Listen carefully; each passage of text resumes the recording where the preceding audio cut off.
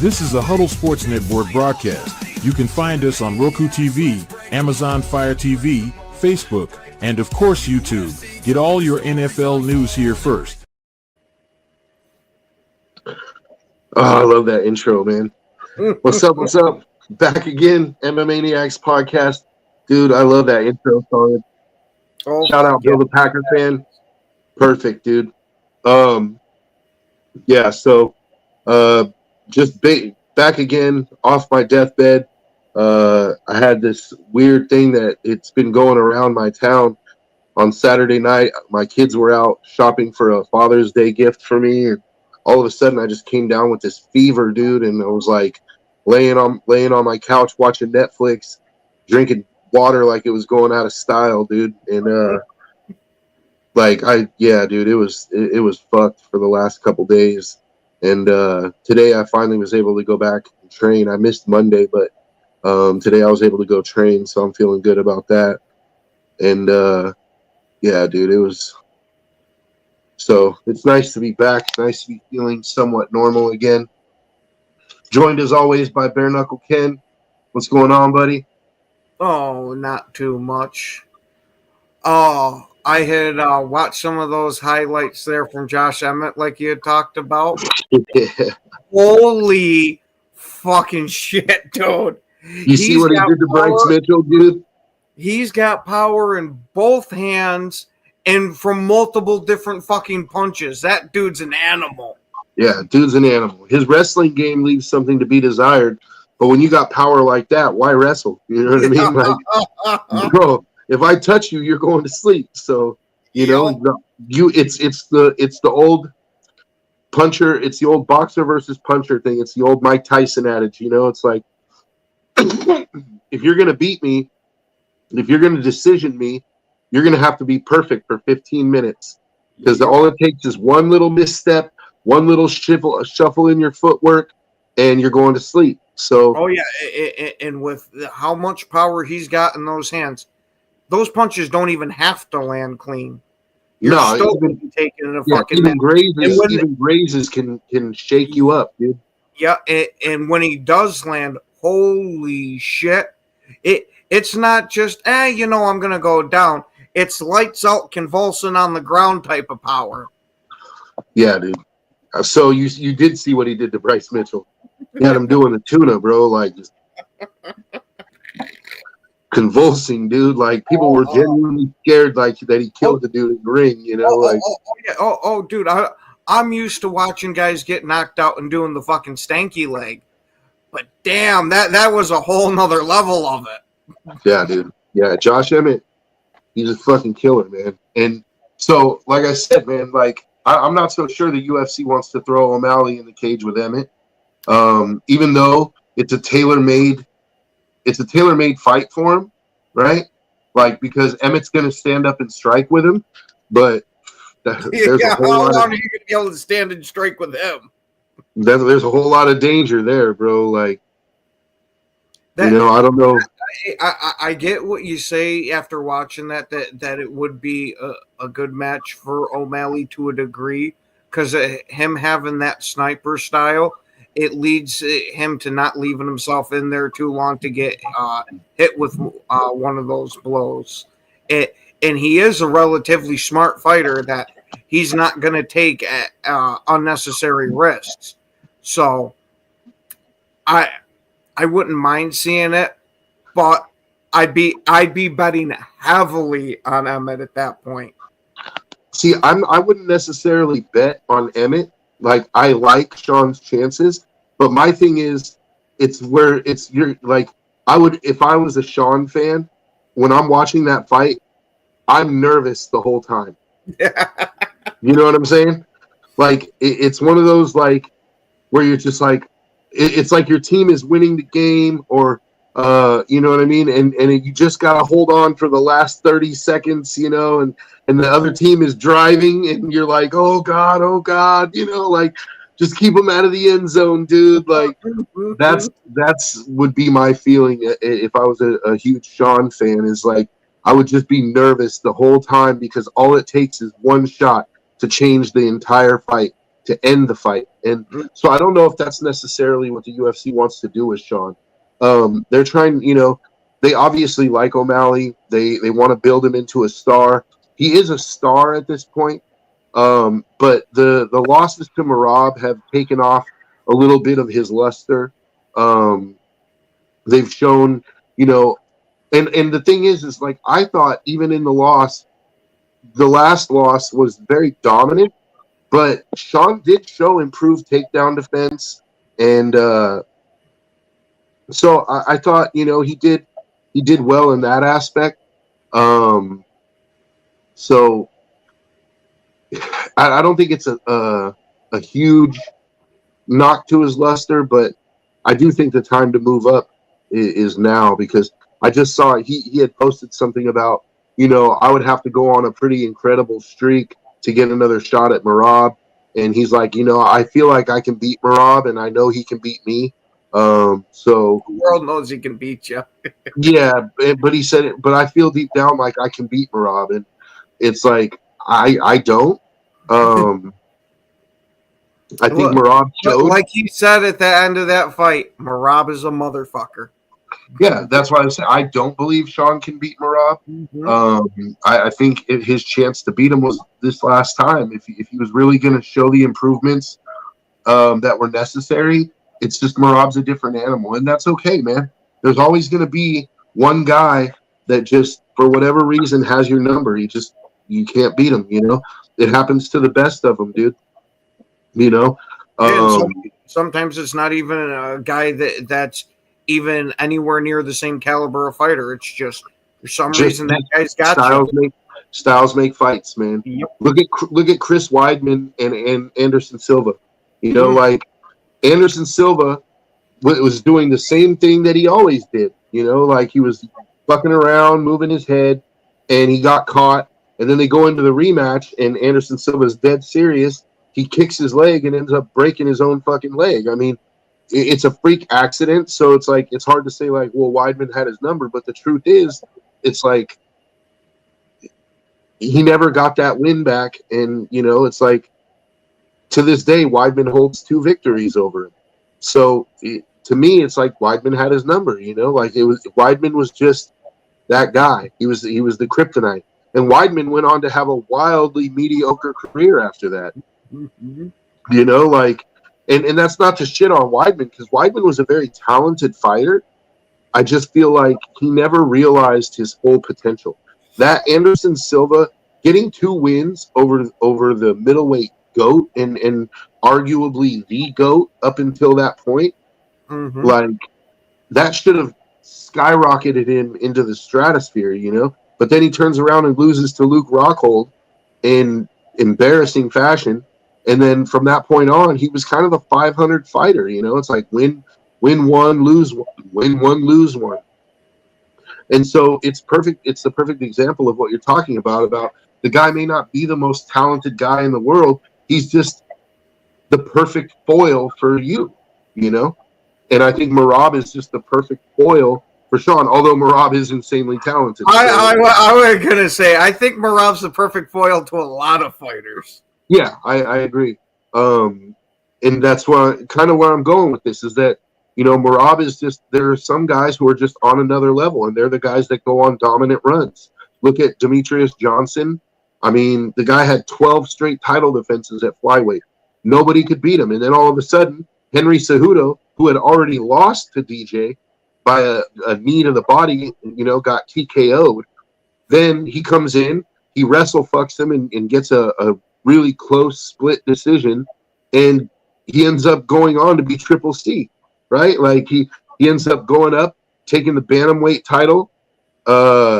He beats Dominic Cruz, TJ Dillashaw, like he beats some of the legends in the sport, and all of a sudden Henry Cejudo is like in that rarefied air, like he's champ plus Olympic gold medalist, like he's all of a sudden talked about as one of the greatest combat sports athletes of all time, and so, he had that run, like, so it can go one of 2 ways, like you can beat a guy and, it can start your dominant run, or You know, you can have your run stopped by a guy like that.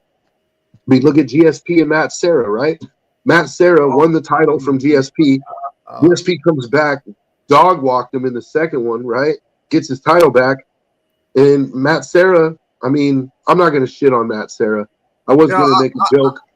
I was going to say, I did kind of like the guy, but completely and utterly forgot that he existed until you just mentioned his name. Yeah. You're not the only one. I mean, there's a lot of people like his title reign was like the time it takes to eat a cheeseburger, bro. Like, you know what I mean?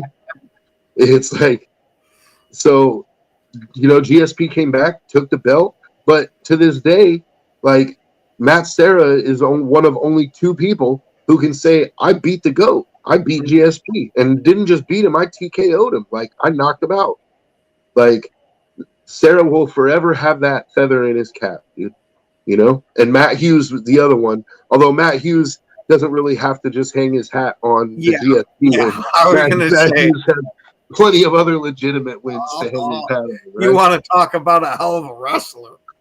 Man, but see, that was another example. Like, Matt Hughes, I mean, he had the loss to BJ Penn, but Matt Hughes was on just an incredible run, dude. And then he beats GSP, right? And then all of a sudden, GSP in the second fight takes his belt, and all of a sudden, Matt Hughes is like, you know, it's the end of his era, man. Like, GSP took the belt and ran with it. So it's, yeah, I think bantamweight is done for O'Malley. I don't think there's much left there to accomplish. You've already had your title.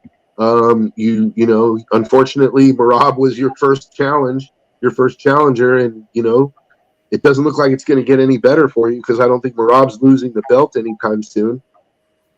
So you might as well put on some weight and jump up to featherweight because there's a lot of interesting fights to be had.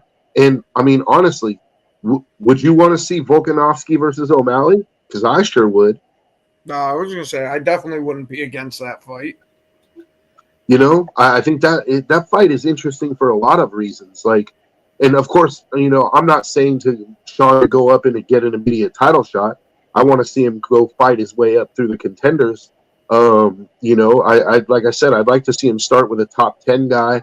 Probably not Josh Emmett, but somebody between 10 and 7, and then, you know, fight them. I think if they were going to do that, I think it would be Aljamain Sterling because Sean already has a victory over him. So they figure, hey, that's a good way, an easy way to get him a win inside the top 10, and then they can go with their matchmaking from there. But I mean, that top 5, we talked about it last week. It's a murderer's row, but there's a lot of strikers, which favors O'Malley, right? Like, favors O'Malley in the sense that they're favorable matchups, you know? You're not picking anybody to just outright wrestle fuck him. So he's got a chance in all of them. Like, Yair Rodriguez, dude, that fight. Take my money right now. Start out 5-0, get bumped up to the next level, and then fight in Vegas. Yeah, it's more common than you think. You know, like in the amateur ranks, if you have a nice little streak, 4-5-0, there's people that get on the Dana White Contender Series or the Ultimate Fighter at 5-0, 8-0, even 8-2. You know, like if you have a winning record, like they're willing to give you a shot to step up competition. So congratulations to your lady friend Brent on her come up. But yeah, dude, O'Malley versus Yair, take my money. O'Malley versus Diego Lopez, take my money. You know, there's O'Malley versus Brian Ortega, take my money. Like there's a lot of good fights to be had there. O'Malley versus Max Holloway, even though I don't think Max is coming down to featherweight. Mm-hmm. Max is nearing the end of his career, and I think he knows it because he even said something about this Poirier fight. He said, you know, like I'm getting kind of towards the end, and you know, it would be nice to like, you know, beat Poirier and use that win to get myself into a title fight, at 55 and try to get another belt, like. So I think Max is in the home stretch. I wouldn't imagine he's got more than 3 or 4 fights. No, what do you mean no on Lopez? No, we said yes on Lopez. We said take my money. Like Diego Lopez and Sean O'Malley sounds like a hell of a fight, dude.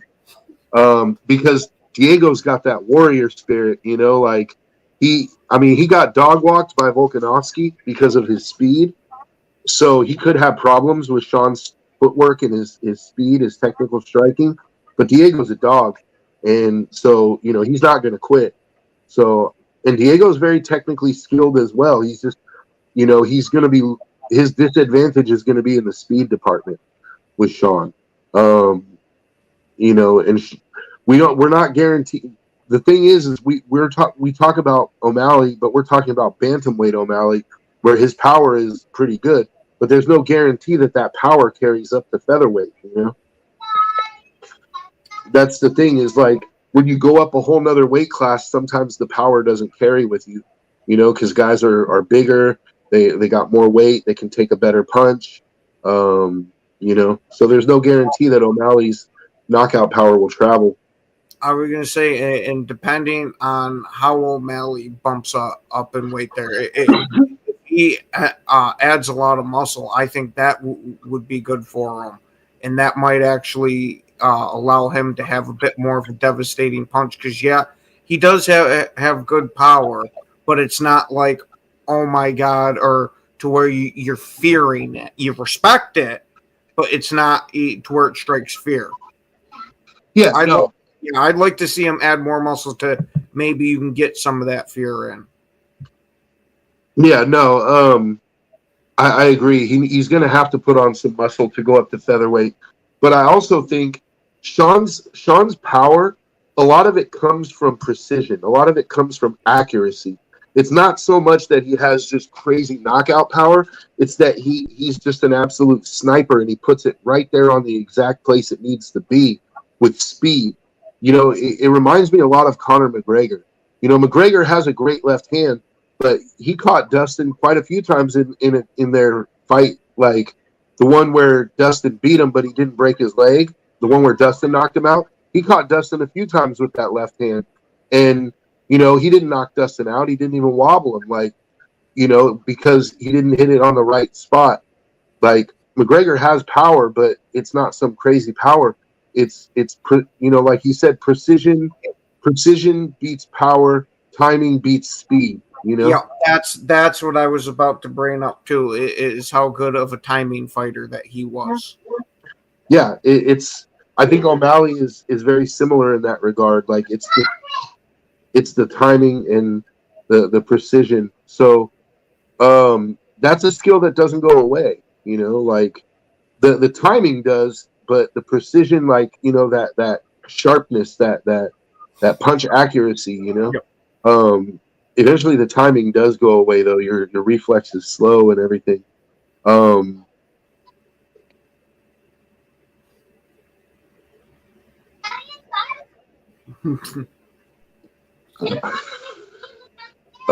my kids. They're just...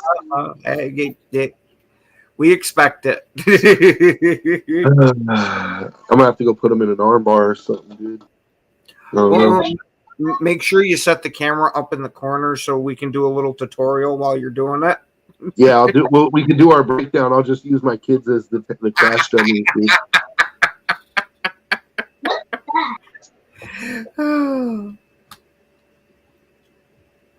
Anyway, so yeah, O'Malley. We'll move on, but O'Malley, I think he should go up to featherweight. There's a lot of interesting fights to be made there. We got the card in 2 weeks.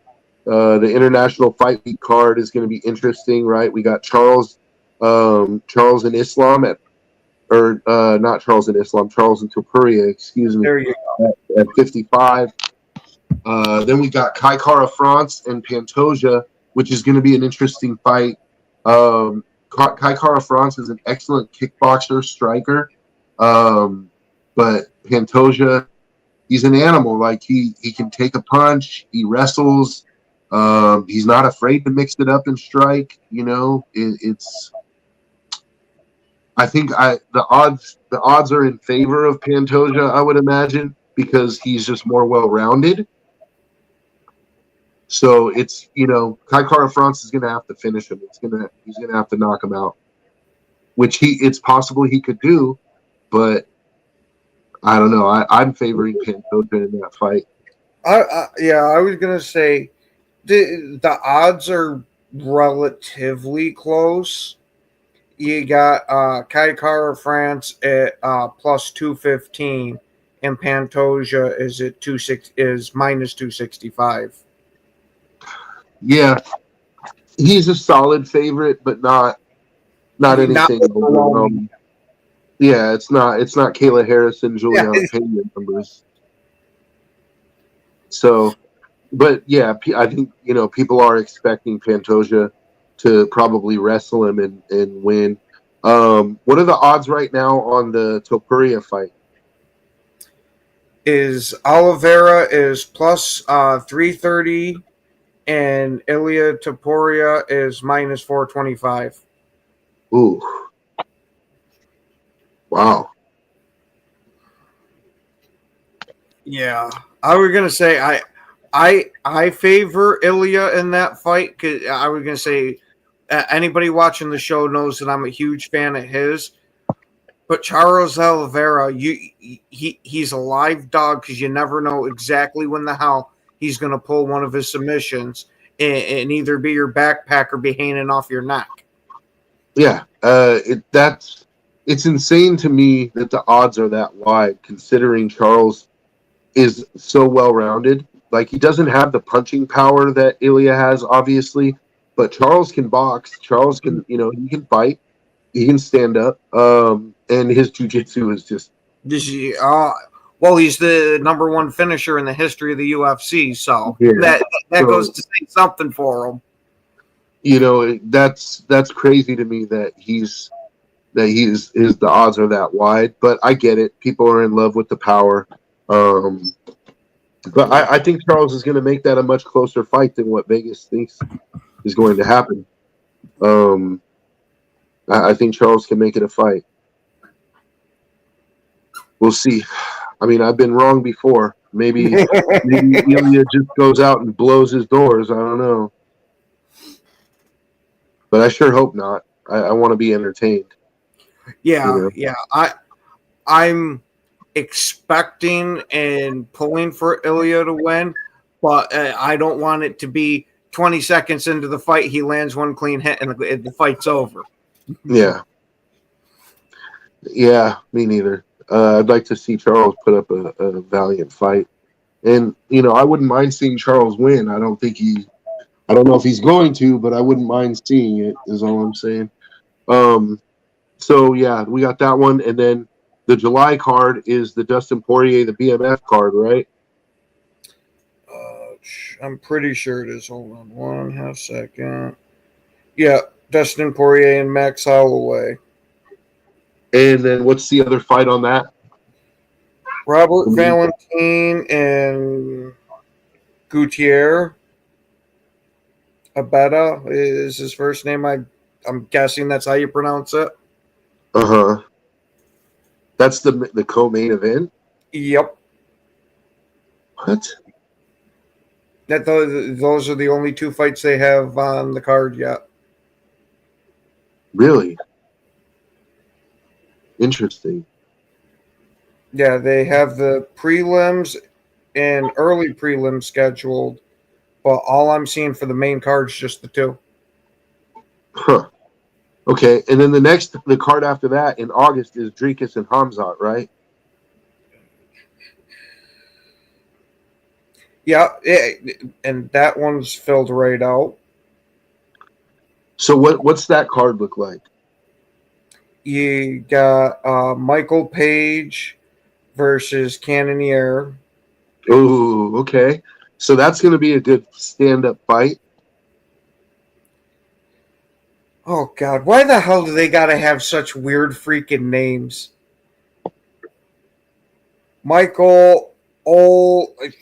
something super freaking Slavic. It looks like Olencic.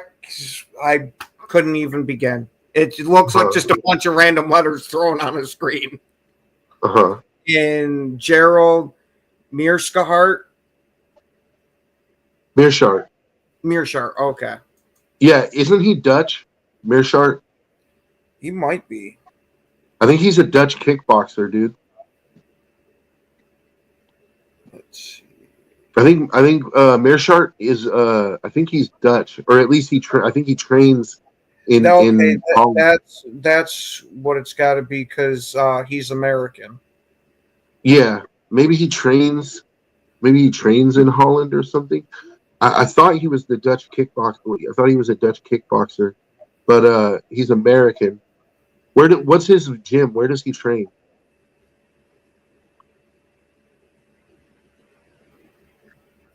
Gerald Mearshart.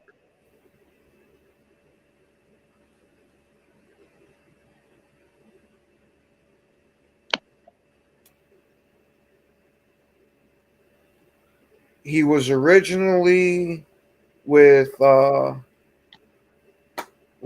Sports and Rufus Sports. Oh, okay, it's Rufus Sport. Yeah, Rick Rufus, dude. Rick Rufus was a world champion kickboxer. I'm trying to see, because he had changed gyms in 23.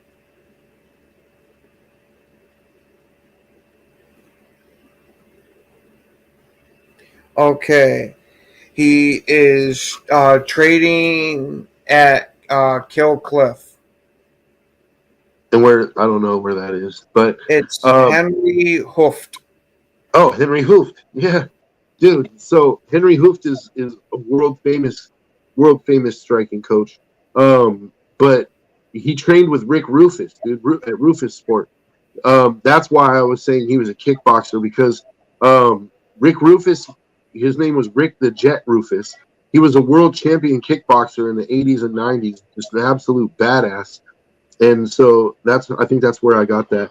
I thought he was a Dutch kickboxer, but he trained with Rick Rufus. Now he's training with Henry Hooft. Like the dude's stand-up game is top notch. So we'll see what happens. But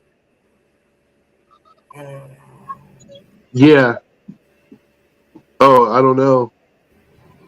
Yeah, I'm looking up right now for you. But we're talking about the August card, the Dricus versus Hamzat card. Yeah, see Rick Rufus, man. Brent remembers Rick Rufus. He was a beast. World champion kickboxer. I was going to say he was slightly before my time. Yeah, well, I watched him as a kid. There was a period in the early 90s where kickboxing was like starting to get popular in America. It had its time, you know. In the Kickboxer movies, Kickboxer 1 and 2, Sasha Mitchell in Kickboxer 2, that really like sort of picked it up, you know, but it fizzled out really quick. Mm-hmm. But it had a moment where it was starting to get kind of popular in America. But yeah, Rick the Jet Rufus, shout out Rick Rufus, he was a beast. So we got Hamzat and Dricus, and then we got Mearshart, and then who else is on that card? 1 second to get back to it. You said Michael Venom Page versus Jared Cannonier. Yep. That's going to be a good fight. Edison Barboza and Drakkar Klose. Ooh, Edson Barboza and Drakkar Klose. And that'll be a good fight. Then you got King Green versus Diego Ferreira. Yeah. King Green, I mean, he's the dude that we did the breakdown on when Patty submitted him with he had him in the guillotine, and then he ended up triangle him in armbar. Remember the double attack triangle armbar? That's King Green. He's the one who got him. Yeah, his record don't look the greatest. Well, he's been around a long time. Yeah. Oh, yeah. He's 32-17-1. Yeah, he's been around a long, long time, dude. So, I mean, and if you look at his record, he's got 50 pro fights, and he's won 32 of them, right? Yep. So he's got 60. He's got a 60-something% winning percentage. That's pretty good, dude. It's not, it's not world beater, but you got a guy like Andrei Arlovsky, who's a former world champ. Look at his record. He's probably like 44-22 or something like that.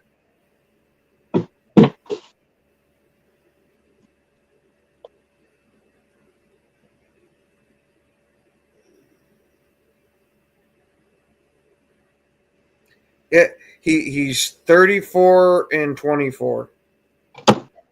So Andrei Arlovsky at one time was one of the baddest men on the planet. I mean, he fought when the legends fought, guys like Crow Cop and Fedor. He absolute beast, 34-24, dude. Part of that is because he fought way longer than he should have, but he's a former UFC world champ, world heavyweight champ. Andre the Pitbull Arlovsky, absolute beast, right? The thing is, when you stick around that long, like, you're not gonna, there's nobody in MMA that's 48-2, bro. You know what I mean? Like, there's nobody that's 50-0. There's nobody that's 48-2. When you get up to 30 fights, it's extreme. That's why Khabib is in such rarefied air, because he was able to stay undefeated for 30 fights. That's pretty incredible, dude. John Jones, he had that disqualification loss, and some really bad judging.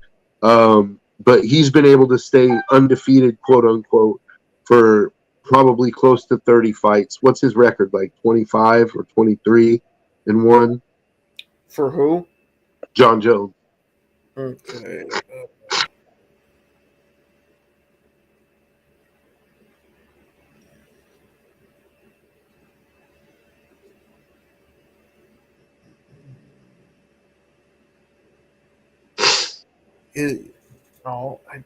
Okay, there we go. Yeah, it's 28-1. 28-1. See, so John Jones has actually, in my opinion, and in more than just my opinion, lost a couple of fights. Like, he should have lost a couple of fights. Is what getting up there in mileage? 30 fights? Yeah, I'm thinking he was talking about Arlovsky there. I'm assuming. Yeah, Brent, go ahead and clarify your question. Like, 30 fights is getting up there in mileage. Like, 30 fights is a lot. You got guys like, look at Dustin Poirier. Dustin Poirier's got close to 50 fights. And he's like 41-9.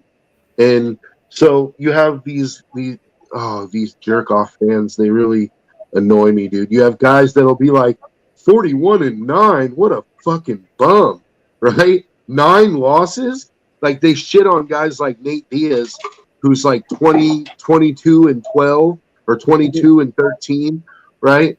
They shit on guys like that. They don't realize, man, you fight 35 fights, dude. Fight 35 fights, and let's see how many your fat ass wins coming off the couch.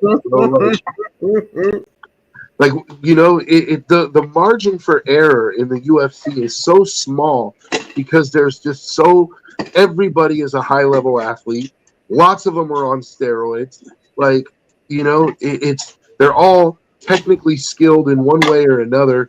Like, the margin for error is so small. The difference between a win and a loss is the width of a fingernail, dude. You know what I mean? So, yeah, if you fight 30 fights, you're going to come up short, man. Like, John Jones only got to 29-1 because of some bad judging. Like, realistically, John Jones should be like 26-3, if we're being honest. Like, he, counting the loss to Matt Hamill by disqualification, and then he should have lost to Dominic Reyes. That's undisputable, in my opinion. And I gave Gustafsson the first fight with John Jones too. Like, the second fight, no doubt, Jones whooped his ass. But the first fight, Gustafson won the first 3 rounds. So unless you're giving Jones 10-8 rounds for round 4 and round 5, which I don't see how you could give him 10-8s for both of them, then Gustafson should have won the fight, in my opinion. So that's 3 losses, man, in 30 fights. And that even 27-3 still puts Jones as one of the greatest of all time. And see, I don't want to get derailed on the John Jones thing, but I will say this. It's one of the things that pisses me off about John Jones is that even with a couple of losses, he would still be considered the greatest combat sports athlete, right? But they had to give him those gift decisions anyway. Like, it pisses me off.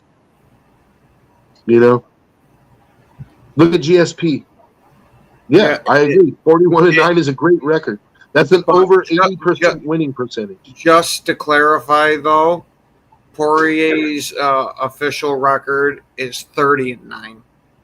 Okay, so your point still holds. I just wanted to put that out there.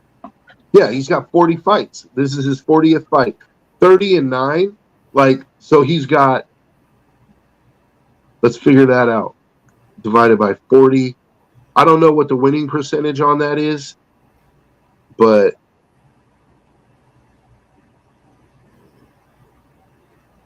at 30-10, it's 75%.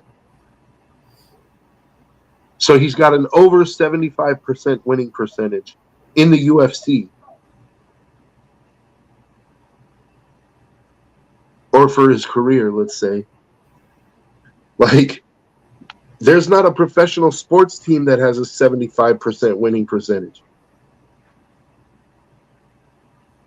Oh. So, yeah, but there are people who will call him a bum. They'll call guys like Andrei Arlovsky a bum. 34 and 24 is not very good, but like I said, record, but he's got 12 of those losses. He should have retired 12 losses ago. 34 and 12 is a decent record, man. Especially when you're fighting nothing but killers. Because Andre's been fighting the top of the heavyweight division for years, dude.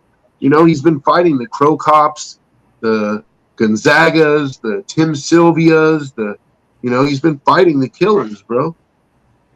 So, yeah, to me, it's I'll never understand these guys that shit on records, shit on guys with double-digit losses. It happens, man. He's 30. He's 30-9. I don't know how many. I don't know if he's ever been screwed by the judges. Well, apparently, according to ESPN, he's been knocked out 3 times and subbed 4. Yeah, so there's been 2 times that he lost by decision. I was going to say, I don't remember Dustin getting screwed on the cards. Dustin is a guy that either he's going to finish you or you're going to finish him. The fight's not going the distance generally, right? Especially in his losses, he tends to get finished. I remember he got knocked out by Michael Johnson. He lost by TKO to Conor McGregor early in his career. He lost by Darce choke to Islam. He lost by rear naked choke to Khabib. He lost by rear naked choke to Charles. So, yeah. But either way, man. Look at BJ Penn. BJ Penn, his record, he was 15-3, and then all of a sudden he lost 8 to 10 fights in a row because he fought way longer than he should have, right? So now his record, he might even have more losses than wins now. Look at BJ Penn. It's very close. It's 16-14-2. 16-14-2. And so there are people who will say BJ is a bum, not realizing that in BJ's prime, he was one of the greatest fighters to ever grace the sport. He just stuck around too long. And kind of the inverse of that is I'm surprised how few losses Chuck Liddell had, even though he stayed around too long and he was losing a lot at the end of his career. He only had 9 losses, even with that extra time in. Yeah, but he lost, like, I think at the end of his career, he lost 8 in a row, dude. He lost like 8 in a row, and he got knocked out bad in most of them. No, I was going to say it was 4 in a row that he lost. Because he had a win against Vanderlei Silva, and then that was preceded by a loss to Keith Jardine and a loss to Quentin Jackson. So he lost to Rampage, then he lost to Jardine. That was by decision, though. I watched that fight. Yep. Jardine beat him by decision. Then he beat Vanderlei, and then what's next? Lost to Rashad Evans, Mauricio. Got knocked out bad. And yeah, then what? all these losses that are coming up, they're all knockouts. Yeah. Lost to Rich Franklin and to Tito Ortiz. Yeah. So he ended his career on like 4 or 5 bad knockout losses in a row. Yep, 4 bad knockouts in a row. Man. Because shit, I remember the freaking tear that he was on and how he was damn near one of the hottest stars in the UFC at the time. Not one of, he was the hottest star. Chuck was putting people to sleep, dude. In his prime, Chuck was the boogeyman for a while, dude. You know, and give him his respect. But he stuck around too long, and the game evolved, and his chin, you know, honestly, I believe Rashad cracked his chin, dude.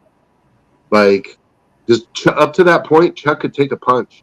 And that punch that Rashad hit him with just folded him, dude. And from that point on, it was like anytime he got touched on the chin, Rich Franklin got him.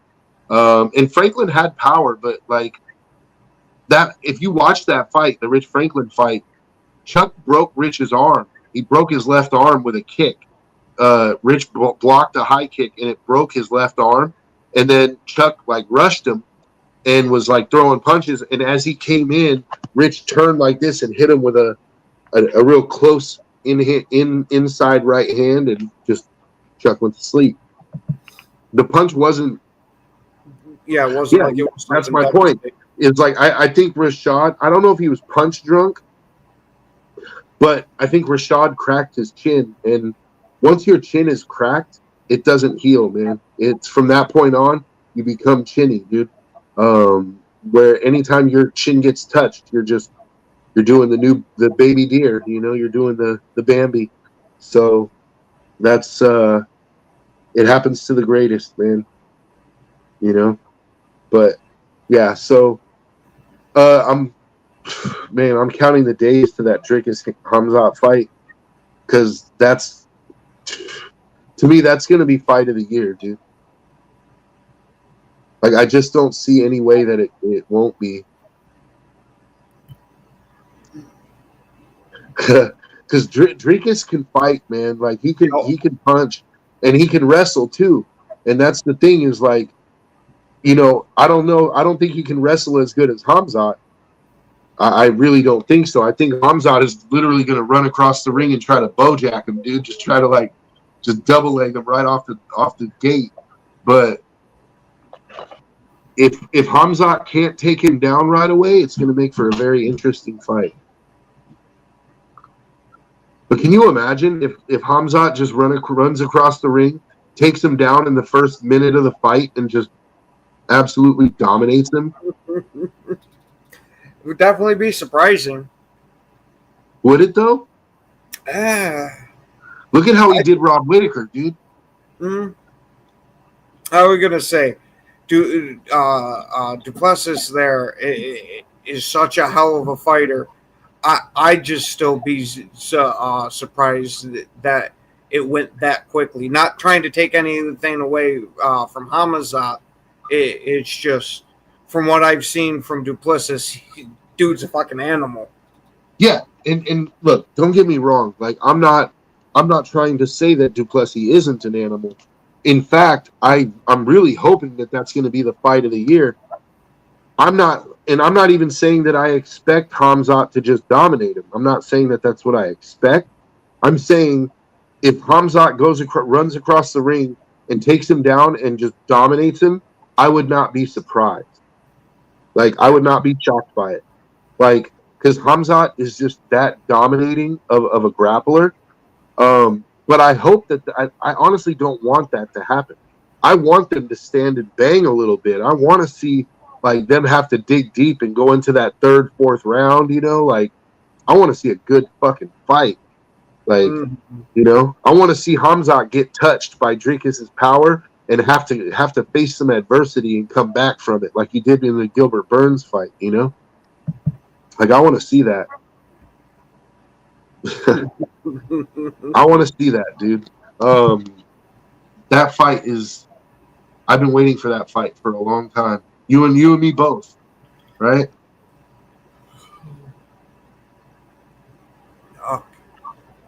You all right? Yeah, no, I'm just fucking super beat.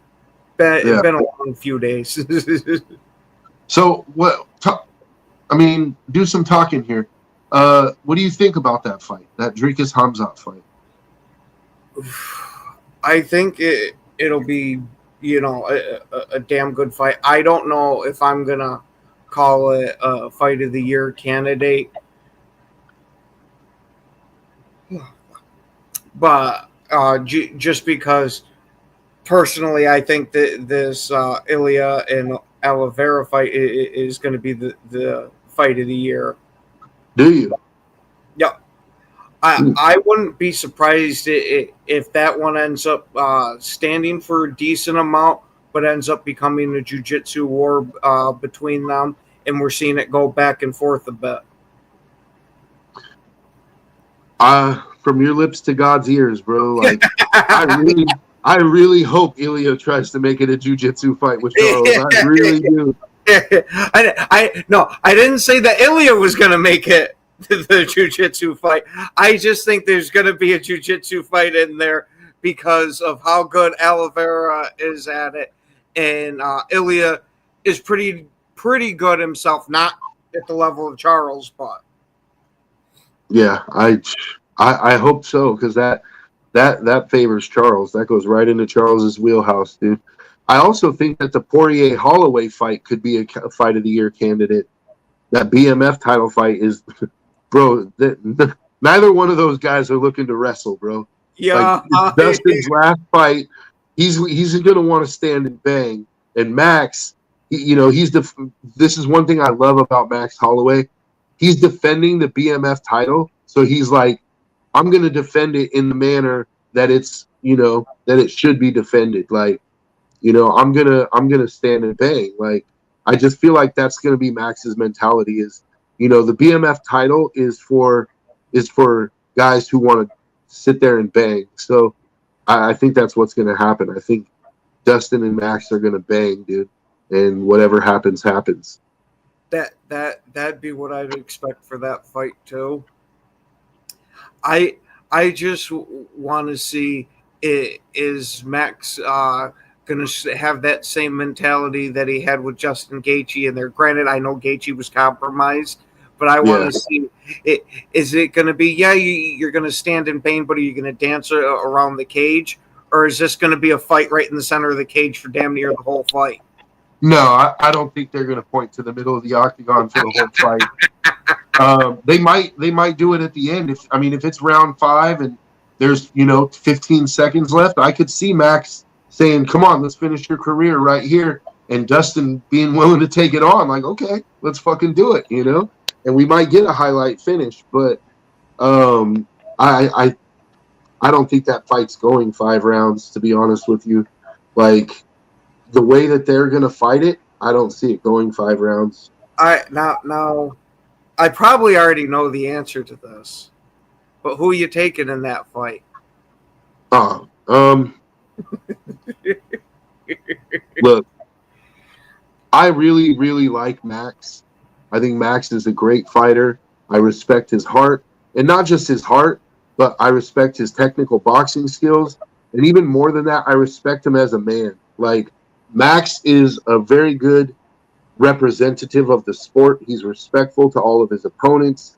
You don't hear him shit talking. Like, he's not that there's anything wrong with a certain amount of shit talking, but like, Max doesn't have to shit talk. You know, he's like, look, dude, you want to box? Yeah, brother, we can go right in the middle and we can get down. You know, like we don't need to talk shit about each other's wives and families. Like, you want to box? I'm right here. We could box. Yeah. He don't need that extra motivation to get to the fight. He's just okay. Let's go. Yeah, and he's a complete professional, and Dustin is too, which is why I think this is such a great fight. Is that there's not going to be any below the belt trash talk. You're going to see two guys who absolutely respect each other, who are at the top level of the sport. They're probably friends outside of the octagon. It's just business, you know. And they both realize, like, what better way to end your career than to go out in a fight like this with a guy who I guarantee you is going to stand there and trade with me. Like, he's gonna, if I want to box for my last fight, if I want to throw hands, Max will he'll accommodate. So and we're not going to talk shit. And see, Max is the kind of guy that, like, win or lose, Max will probably donate his fight kit to Dustin, to the Dustin's Good Fight Foundation afterwards, and they'll auction that kit off for charity. Like, because he's just that kind of guy. Khabib was the same way. After the Dustin and Khabib fight, Khabib gave Dustin his fight kit to auction off for the Good Fight Foundation. Oh no, Khabib, shit! I didn't know that. Yeah, he raised over $30,000 from that fight kit for the Good Fight Foundation, and they used that money to put in wells in Africa, in African villages where they didn't have fresh water. They dug wells. Yeah. So Dustin does a lot of good, man. Like, his charity does a lot of good. And so I can imagine that Max will probably do that. Probably give him, you know, he'll probably give him his fight kit. He might even donate some of his purse and be like, you know, throw Dustin, hey, here's 25 grand for the charity, you know, like, good luck. You know, like, it's been an honor. And I don't know, I respect that. Two warriors that can leave it in the cage, and, you know, like, we can try to kill each other in the cage, but then as when the bell rings, like, we can hug it out and we can be friends. We can go get a beer afterwards, you know, like, I just relate to that because that's how it is in my gym, dude. Like, you know, like when we spar, we try to kill each other, bro. But then, like, you know, as soon as that whistle blows, that tone goes off, it's like, it's all love. Shake hands, hug, you know, good job, you know, like, let's go get a beer or let's sit here and bullshit, you know, like, it's that brotherhood of warriors that, you know.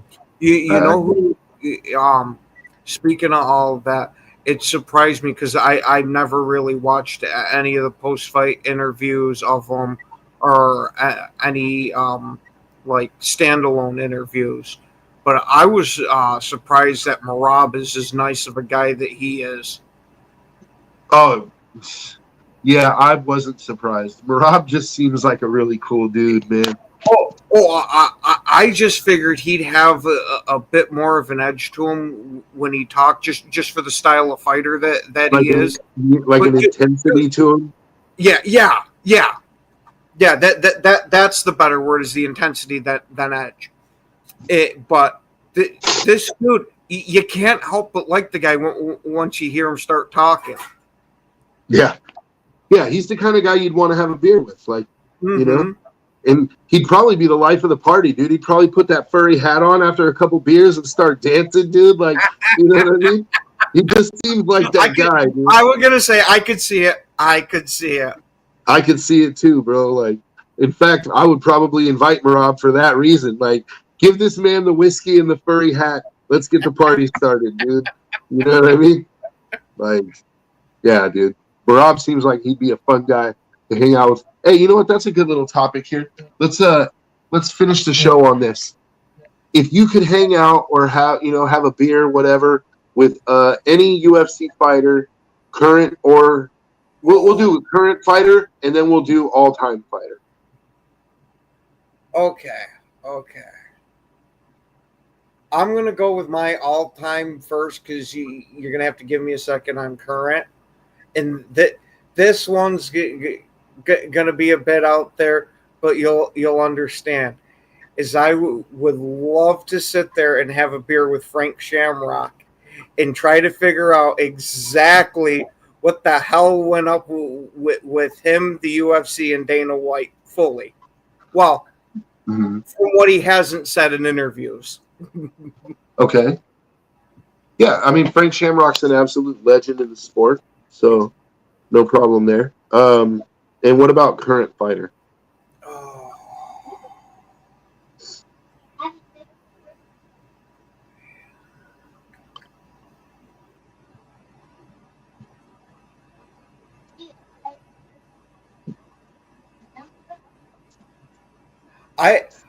I'd probably say it'd either be Max or Ilya.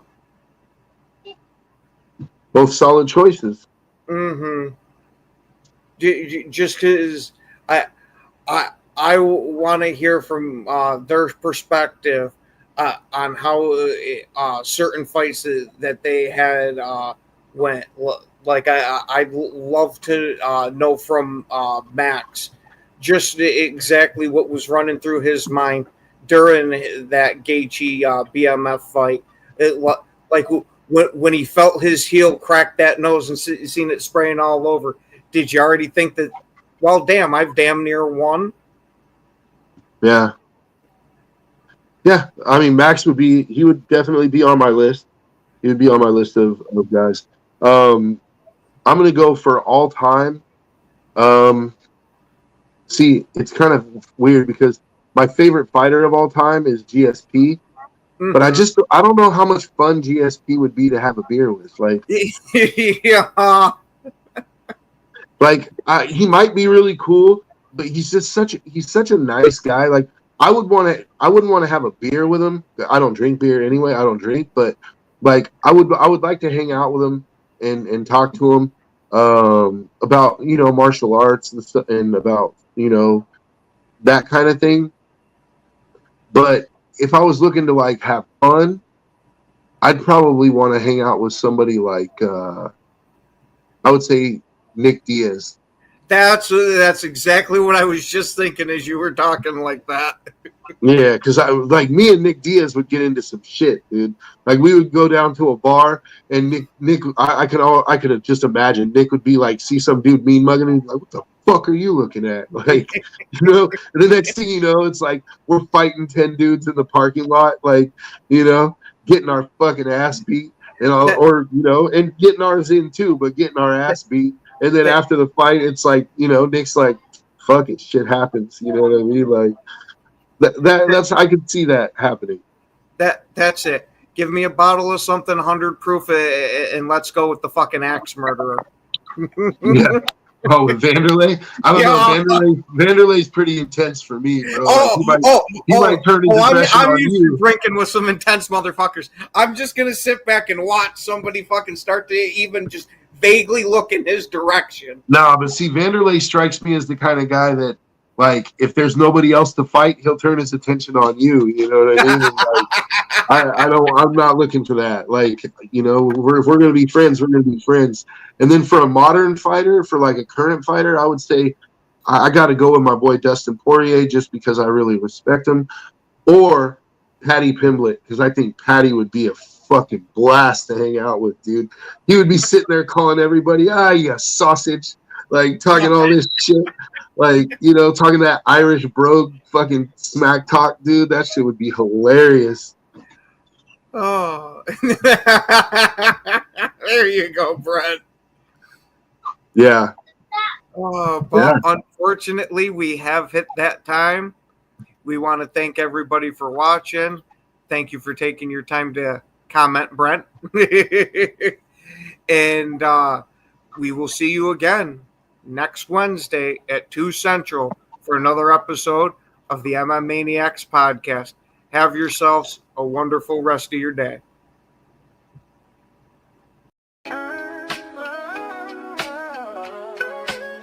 Yeah, yo, it's game time, ain't no messing around. Huddle Sports Network, the best in town. From NFL rumors to the latest